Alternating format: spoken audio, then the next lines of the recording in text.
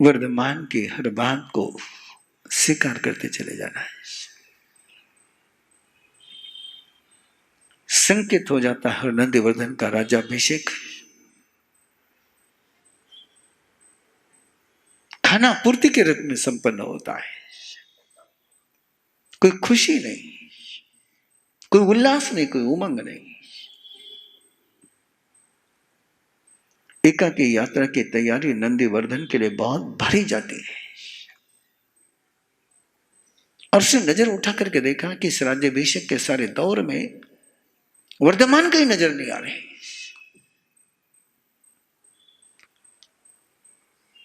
वर्धमान तो पहुंच गए थे अपने आत्मीय जनों को लेकर के उस वट वृक्ष के नीचे, जहां संलेखना की आराधना करानी थी। घास का बिछोना बिछा दिया गया था। आसपास का सारा माहौल उन्होंने सुंदर, स्वस्थ, पावन बना दिया था। इंतजार था तो केवल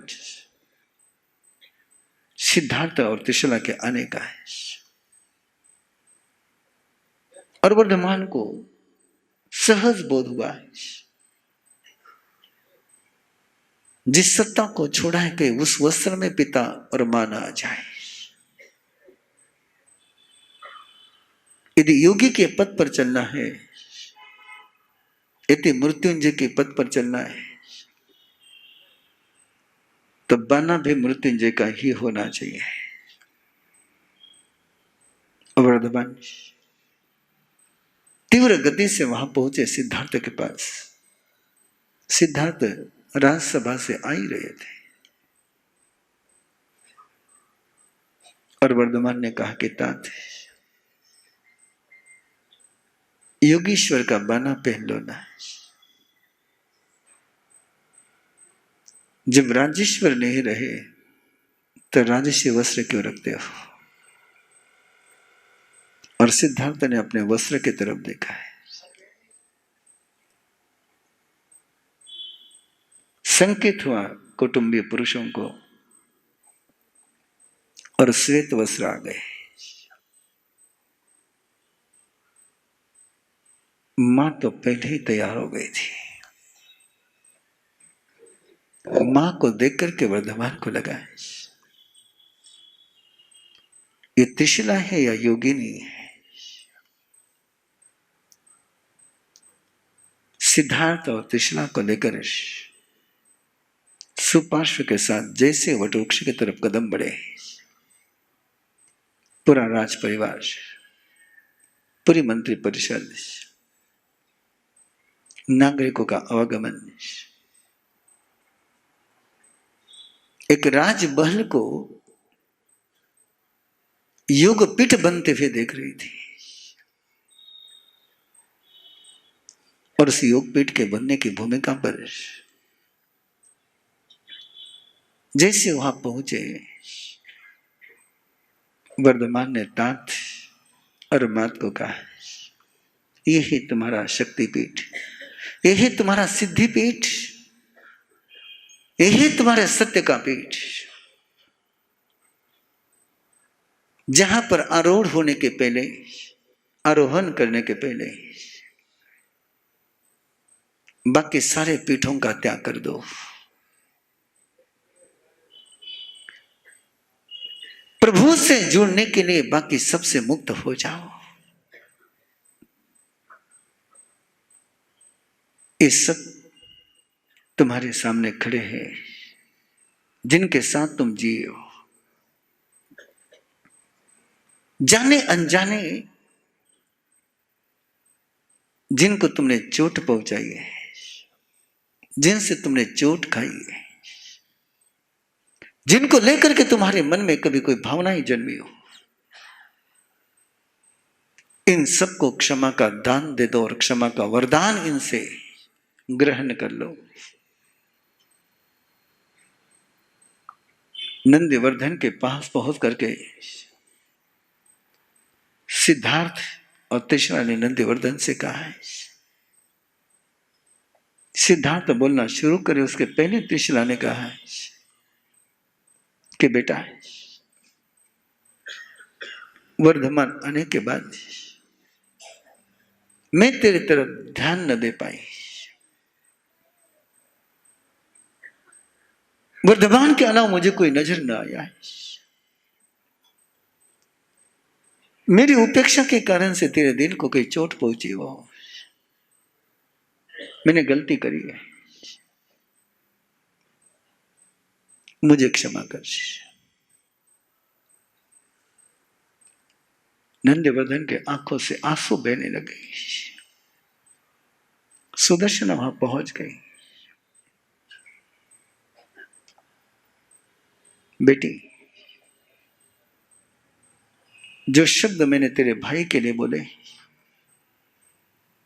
उन्हीं शब्दों में मैं तेरी से भी क्षमा मांगती हूं कि जब से वर्धमान मेरी जिंदगी में आया है,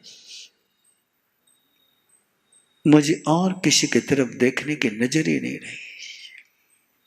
मैं भूल गई कि मैं तुम्हारी भी मां थी, मुझे क्षमा कर। सिद्धार्थ ने नंदीवर्धन से कहा, वर्धमान का बोध, उसकी शक्ति का एहसास, उसके सामर्थ्य का एहसास होने के कारण से मैंने कई बार तेरी बात को अनसुना किया। तेरी बात की बजाय मैंने वर्धमान की बात को तवज्जो दी,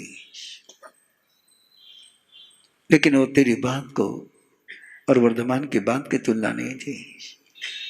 मुझे विश्वास था और वो सत्य था कि वर्धमान वही बात कहता है जो सबके लिए सही होती है। तुझे उस समय कभी दुख पहुंचा है, तेरी अपमान हुआ है, तेरी अवहेलना हुई है,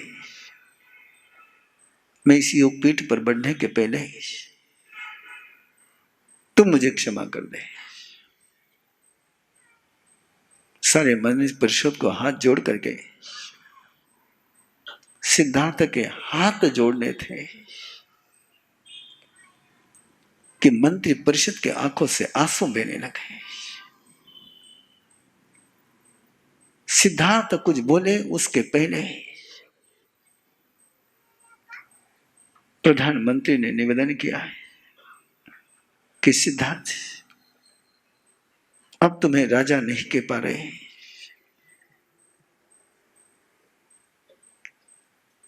कभी तुम्हारी आज्ञा का उपेक्षा करी हो,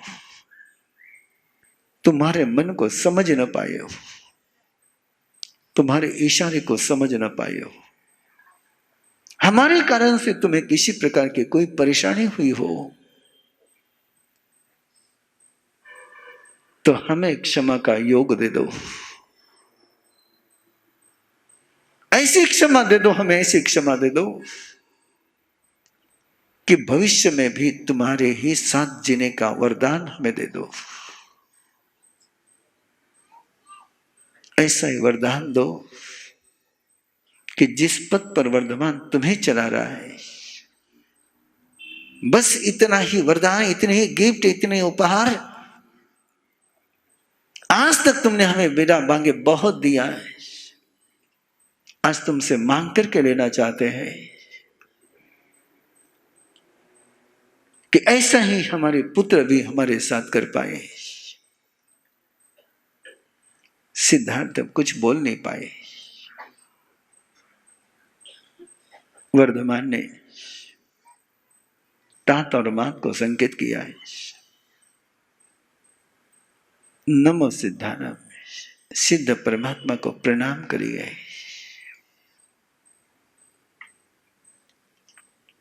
समाधि वही दे पाएंगे, उनको प्रणाम करिए।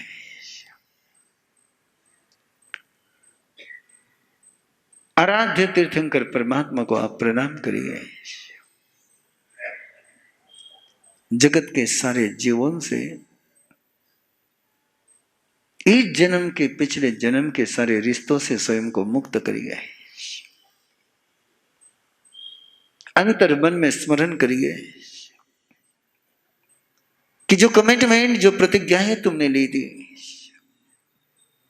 उस प्रतिज्ञा के पालन में किसी प्रकार से कोई क्षति हुई हो, कोई स्खलना हुई हो, उसकी स्वयं की आत्मा को साक्ष्य रखते हुए तीर्थंकर परमात्मा के साक्षी में, सिद्ध परमात्मा के साक्षी में उसकी आलोचना कर लीजिए। आलोचना से अपने सारे अत्याचारों से मुक्त होकर के, निर्मल निर्दोष होकर के इस सिद्ध पीठ पर आरोहण करिए। सिद्धार्थ ने आंख मूंदी और आंख खोल करके वर्धमान के पास पहुंच गए। वर्धमान, तेरे से क्षमा मांगने रह गई। मेरे मन पर एक बोझ है, उस बोझ से मुझे हल्का कर दे। मुझे पता था कि तू तीर्थंकर होने वाला है, फिर भी मैंने तुझे लेकर के सपने संजोए कि तू चक्रवर्ती हो जाए, सत्ता के सिंहासन पर तुझे अधिष्ठित करने के लिए मैंने बहुत प्रयास किए। मैं तेरे तीर्थंकरत्व को सहजता से स्वीकार न कर पाया है। मैंने तेरी बहुत बड़ी अवमानना करी है, मुझे क्षमा कर। तात, वो तुम्हारी सहज संवेदना थी, तुम स्वयं सक्षम हो। और वर्धमान के ये शब्द सुनकर के नंदीवर्धन को यह एहसास हो गया कि मैं रिप्लाई न दे पाया, मैं प्रतिसाद देने पाया है। स्तब्ध हो गया था, कुछ सोच नहीं रहा था नंदीवर्धन को। और वो आगे बढ़ा है, पिता के चरण पकड़े, आंसुओं से भिगोने लगा कि तुम्हारे प्रेम को, तुम्हारे वात्सल्य को समझने मैंने बहुत गलतियां करी। मैं तुम्हारी भावनाओं को समझ नहीं सका।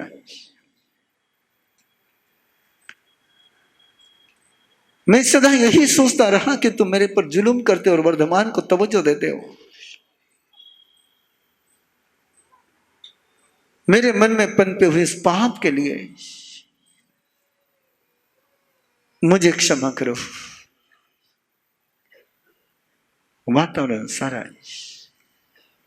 हृदय को छूने वाला बनता गया है। सिद्धार्थ कुछ नहीं बोले,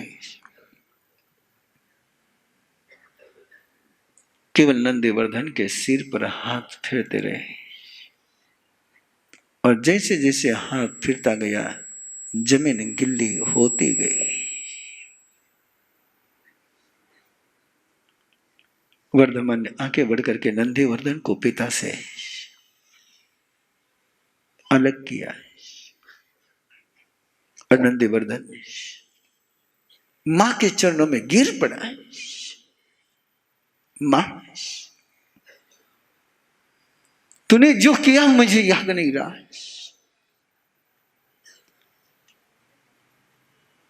तो जब जब वर्धमान को वर्धमान के करके पुकारती, मुझे कसक होती, मुझे पीड़ा होती कि ऐसा मुझे क्यों नहीं पुकारती है।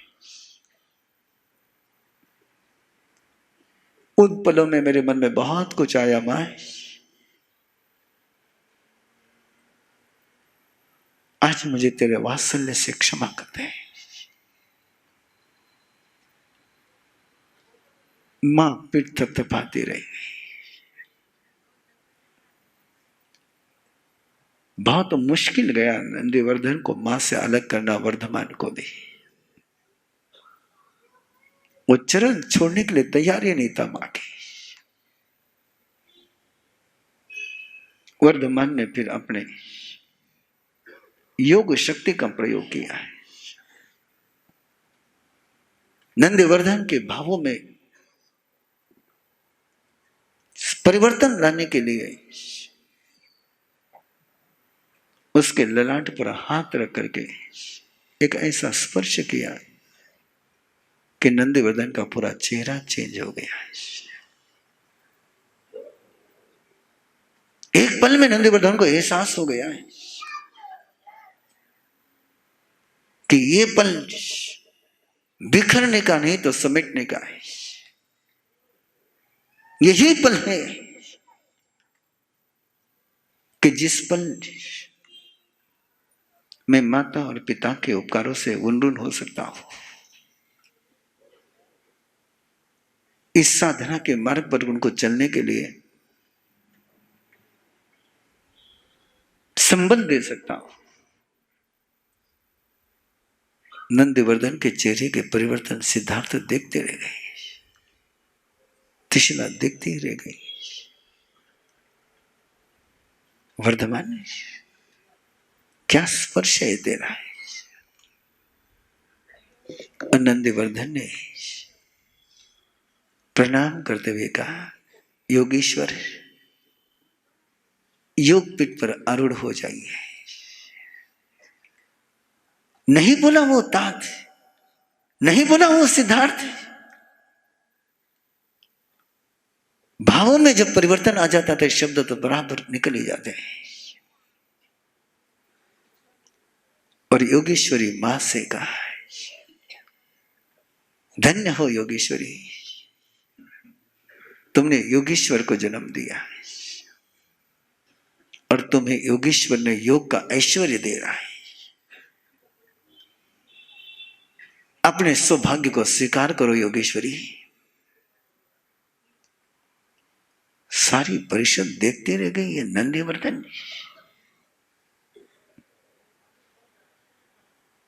और उनके ध्यान में आया है कि वर्धमान के स्पर्श ने अंदर के लोहे को पारस क्या सोना, सोना क्या पारस बना दिया है।